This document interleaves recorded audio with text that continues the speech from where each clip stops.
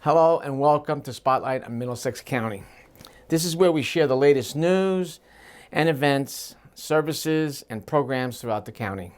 I'm your host, Middlesex County Board of County Commissioner Director Ron Rios, and I'm glad to be joining you here today. Today's episode is focusing on a difficult but vital topic: sexual assault awareness. Every April, we honor the strength of survivors and victims, the support of advocates, and the dedication of the professionals who support those who experience sexual assault and violence, professionals like those I'm going to speak about today. Middlesex County is an advocate for sexual assault victims through the Center for Empowerment. The center strives to support and empower survivors and significant others affected by sexual violence, and to help eliminate all forms of sexual violence through our community awareness and education. I'll be speaking today with Jeanne Wong.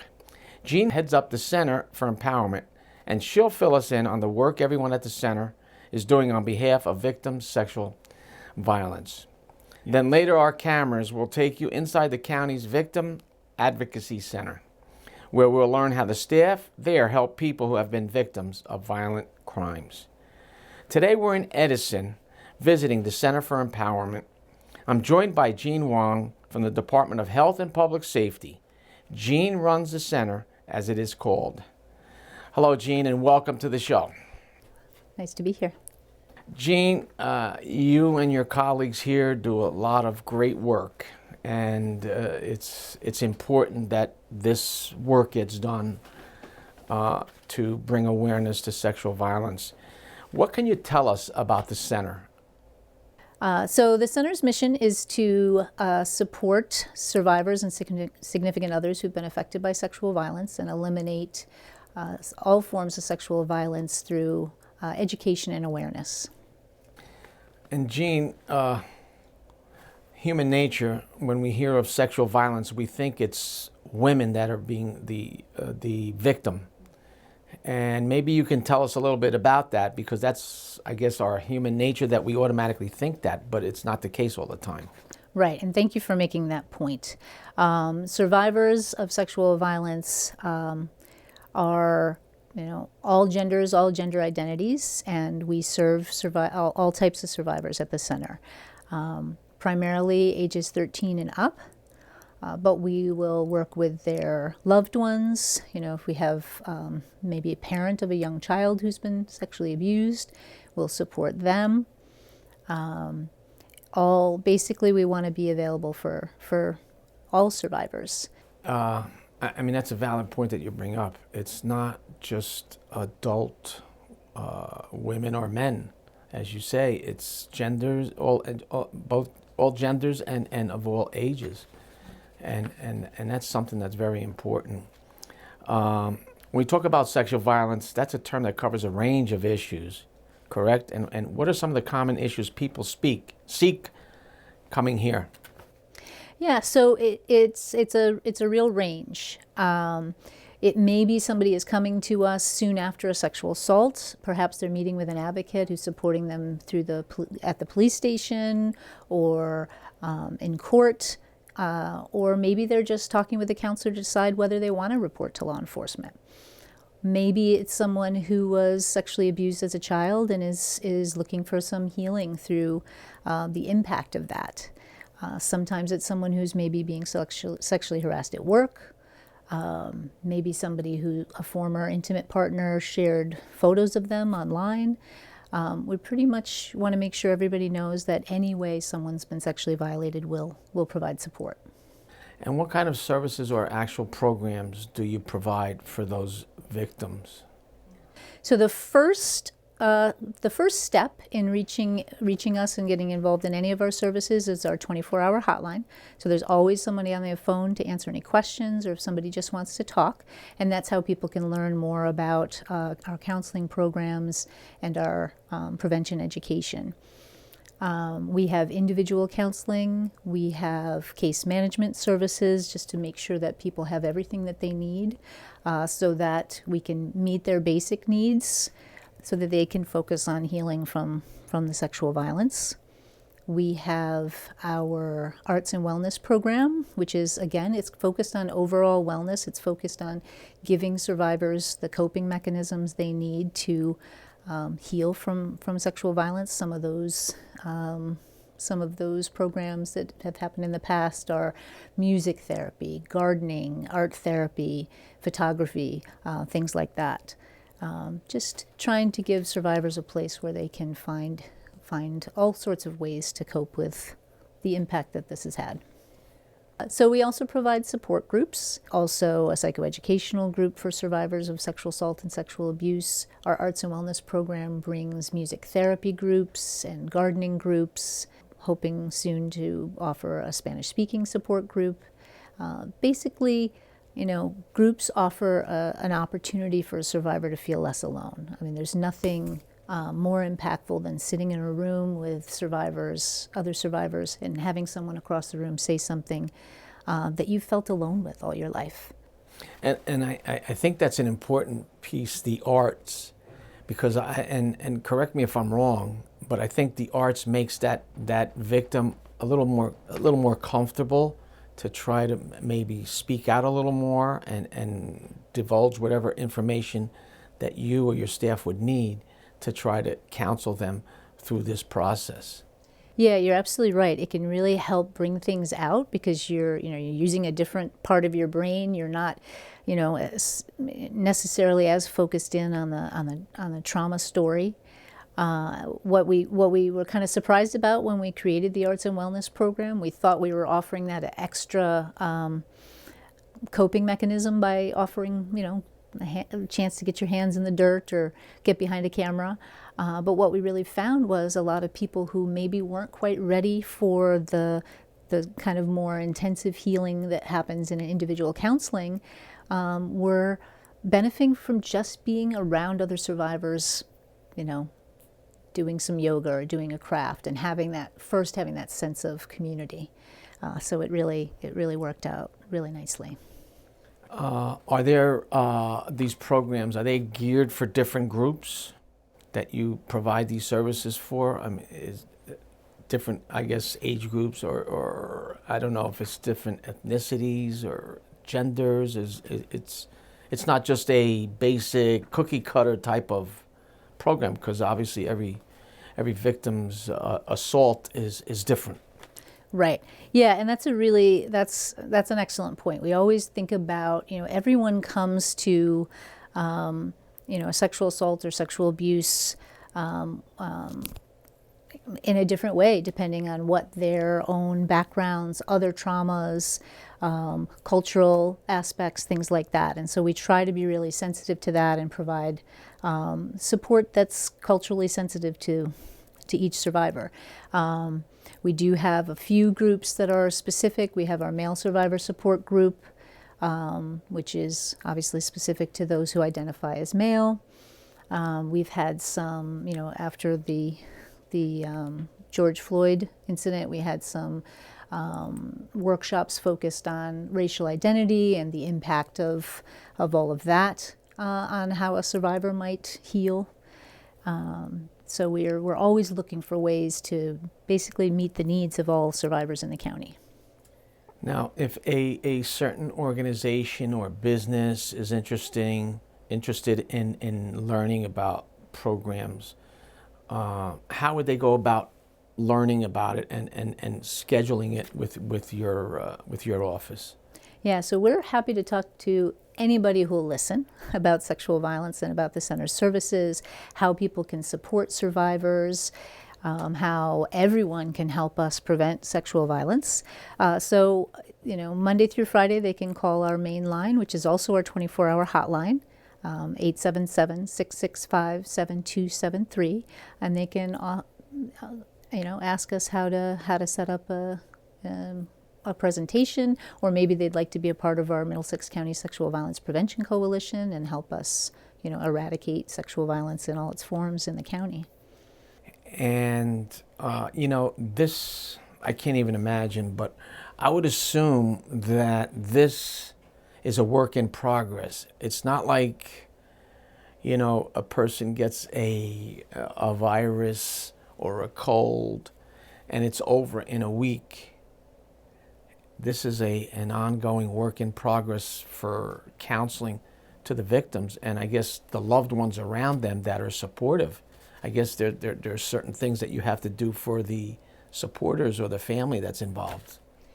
Yeah, and we see people at every point in the healing process. So we might be talking to somebody where something just happened, but oftentimes we're talking to somebody where something might have happened 20 or 30 years ago, or maybe, as you said, a loved one is finding out that their partner was sexually abused as a child, and they're working through how to heal that and support their loved one. Yeah, and so that's part of the reason that we've done some of the things we've done, especially like the Arts and Wellness program. We had a lot of survivors who were sharing with us when we were asking what more we could do, that they loved the counseling. They felt like it was helpful. They were grateful to the hotline being available and to the support at the throughout the legal process, but they wanted a bit more help, just sort of getting back into life fully. And so that was where the Arts and Wellness program was born, just really thinking about, how can we give more and more support to people getting their lives and, really thriving after a sexual assault. It's really great work that you do here, you and your staff, because it's, I would just assume that, again, that it's not you just come in one day for a visit and you speak to the counselor, and then you're walking out of here and you're not coming back and you're not getting any other kind of support services, because obviously it's a scar that's put on folks that may last them a lifetime. Yeah, and as you said before, it's a process. It's a process, and the more people, what we try to do when we first meet with a survivor is make sure that they know that, and that's, the healing process is natural, but it's not easy. And a lot of times, when anybody's healing from anything, we just want to make sure we're not getting in the way of our healing, and instead, trying to find, every opportunity to support getting through all the difficult emotions and impacts that it has. And again, you mentioned the number. If you could repeat that again, or the website, the web address for folks that need some help counseling. Yeah, so you can find us on the county website just by searching Center for Empowerment or calling 877-665-7273. Next up, we'll visit the Middlesex County Victim Advocacy Center. Opened in 2003, the Victim Advocacy Center provides services to victims of abuse and major crimes. It also educates the public on available resources and how to report crimes. Hi, I'm Diane Johnson. I'm the Victim Witness Coordinator. I have been working with the county for over 30 years. We are here today at the Middlesex County Prosecutor's Office Victim Advocacy Center to raise awareness of sexual violence for Sexual Assault Awareness Month. The center was established in 2003 to provide a child-friendly and safe environment for those affected by sexual violence.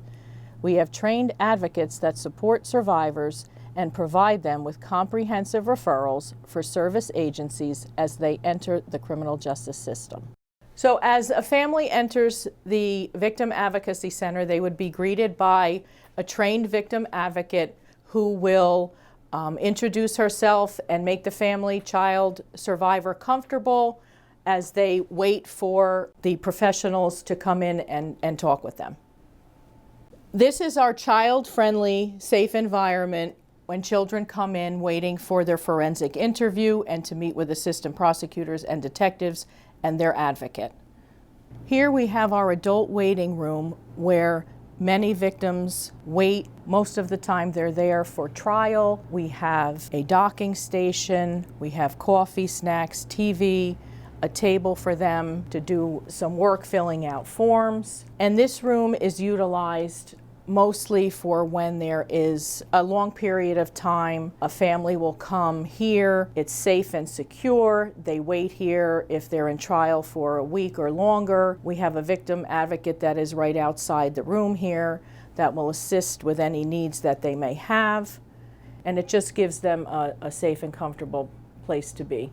Our Victim Advocacy Center is a nationally accredited member of the National Children's Alliance. In order to be an accredited member, our facility must meet 10 very stringent standards, and every 5 years we are reaccredited, and it just ensures that we are providing the most up-to-date, safe, and child-friendly atmosphere that we can possibly do here in Middlesex County. Oftentimes we have victim survivors come to meet the victim advocate along with the assistant prosecutor and detective to review the case as it moves through the criminal justice system. And basically the victim survivor is given the opportunity to have a face-to-face meeting with the prosecutor that will be handling the case.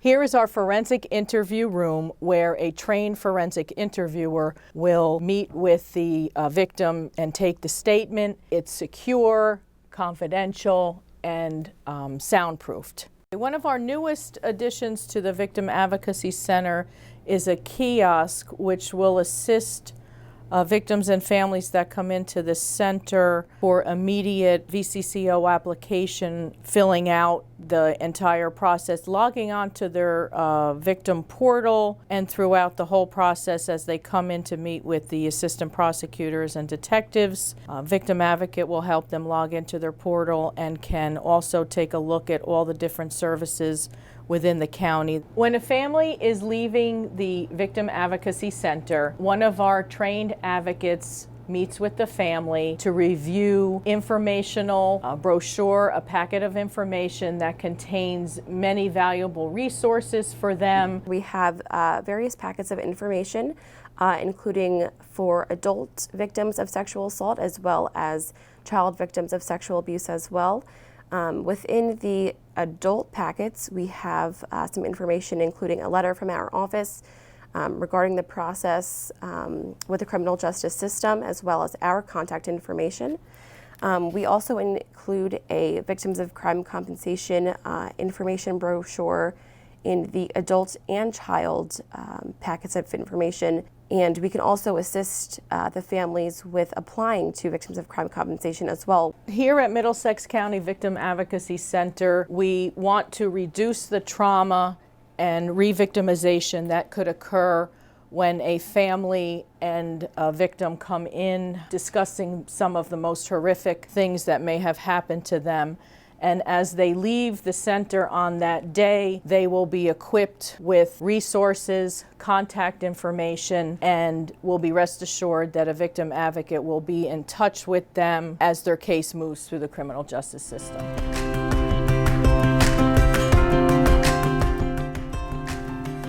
The Middlesex County Board of County Commissioners hosts flag-raising ceremonies throughout the year to celebrate the great diversity of people and cultures in Middlesex County, and to honor and reflect on the contributions these diverse people and cultures have made to the legacy of the county, state, and nation.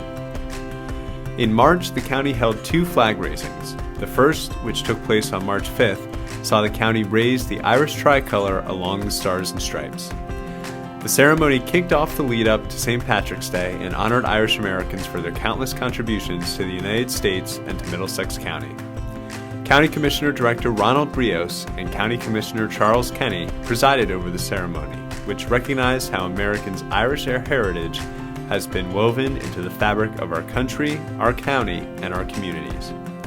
On March 12th, Middlesex County hosted a Ukrainian flag raising in honor of the brave people of Ukraine as they fight to defend their freedom and democracy against Russia's invasion.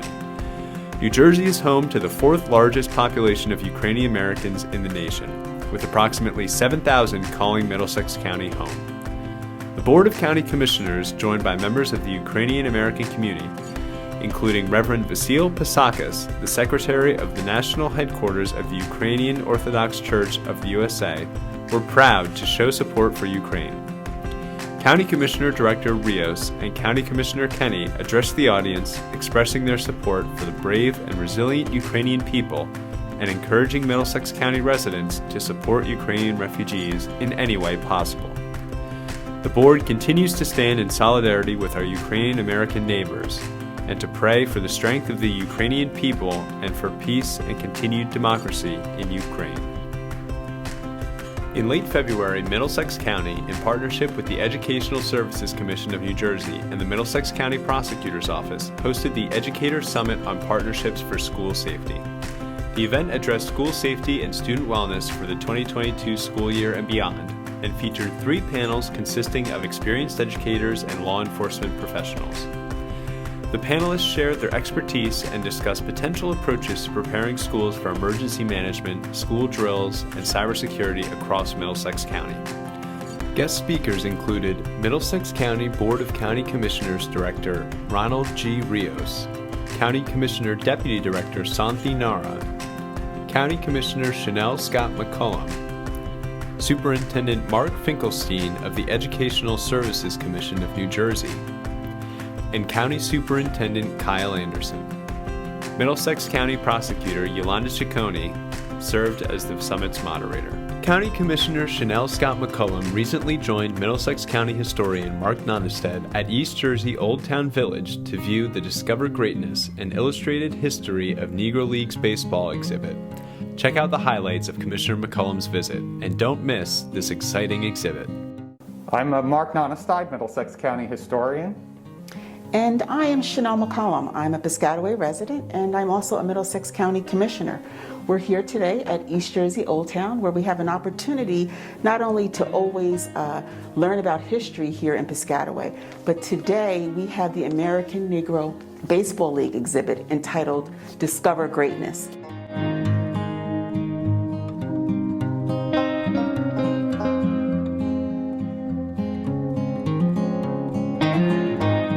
We have some great historic images of Moses Fleetwood Walker in 1884 playing for a team in Toledo, Ohio, Bud Fowler on a team in New York from 1885, and again a time period where there was some integration with white teams, and that's not always something that's well understood, that there was a period where it was integrated, then it became segregated, and then of course in 1947 Jackie Robinson would break the color barrier.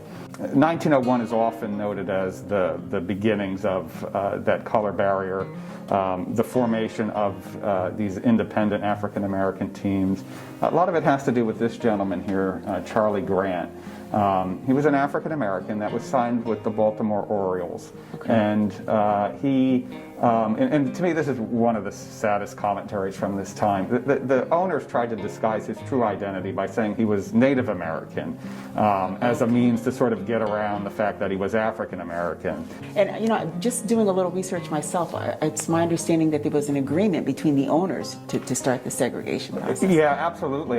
This isn't really, it's not formalized in any kind of written sense of the word. It is these handshake agreements between the owners of these white teams, and then and clearly there are some that are trying to figure out how to get around that.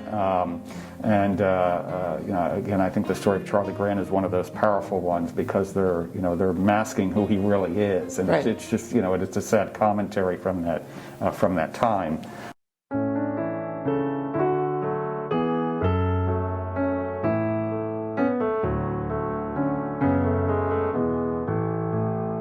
So by the 1920s and 30s, African Americans begin to form their own leagues and play against other teams within their leagues. One of the leaders in the field at that time is Andrew Rube Foster. He was a pitcher with the Leland Giants, phenomenal baseball player, but also had this great business skill and the ability to create these leagues, bring these teams together. He's regarded as the father of African American baseball because of it. He's one of the founders in 1920 of the Negro Leagues. Mark, this exhibit is amazing.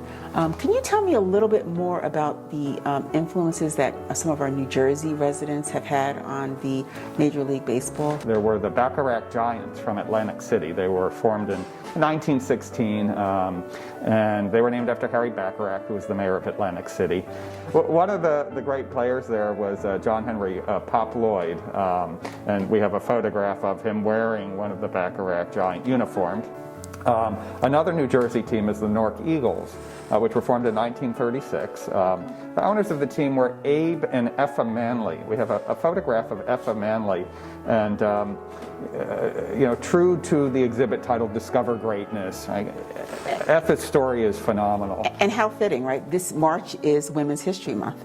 Right. So a great opportunity for you to tell us about Effa Manley. She has a tremendous business skill, against this backdrop of segregation, but also of baseball itself, often thought of as a male sport.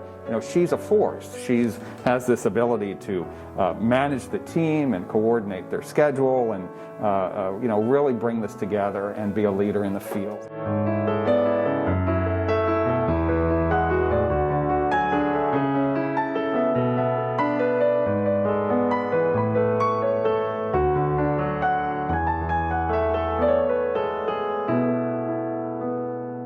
This part of the exhibit, we have a number of those great players, including Larry Doby, who is a New Jersey person from Paterson. One of our very own in New Jersey. Yep, absolutely. And he's the second African American to break the color barrier. He does so 3 months after Robinson in 1947 when he signs with the Cleveland Indians. And as part of the exhibit, we actually have his batting stance, which you can... I would love to stand in his shoes Excellent. for a second. Okay, I was a softball player for Piscataway Recreation Department, so let's see if I can stand in his shoes. I don't think I could fill them, but And he's a lefty. He's a lefty, Yep, so I think yep. that means I have to hold it this way. Okay, let's see if I can hit a home run. Okay, great. Thank you. Excellent, Thank yeah. you. A little awkward because I'm a righty, but great Yeah. opportunity. I feel honored. Mark, thank you for this opportunity to experience greatness. I feel like I've learned a lot here today. I really want to welcome the residents of Piscataway, Middlesex County, and those residents who are not part of Middlesex County to come down to East Jersey Old Town here in Piscataway and discover greatness.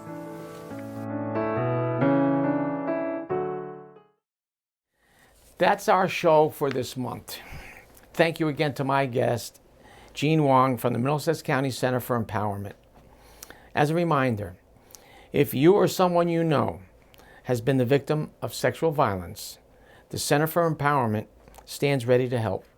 Support is only a phone call away and is available 24 hours a day, 7 days a week by calling the center's toll-free hotline at 1-877-665-7273.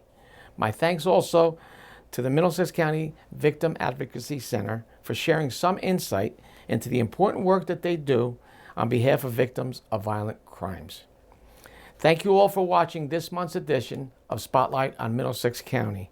As always, more information about the topics we discussed today can be found on our website at www.middlesexcountynj.gov. Thanks again for tuning in. We'll see you next month with another episode of Spotlight on Middlesex County.